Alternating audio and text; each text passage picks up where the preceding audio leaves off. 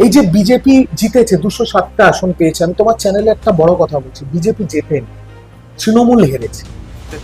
মমতা ব্যানার্জিকে মানুষ গালাগাল দিচ্ছে না, তৃণমূলের এই পরিস্থিতি হয়েছে লোয়ার লেভেলের তৃণমূলের কর্মীদের প্রাতিষ্ঠানিক দুর্নীতি, মা বোনেদের সাথে অপমান করা, মা বোনেদের অত্যাচার করা, আর তারপরে লাগামহীন তোলাবাজি।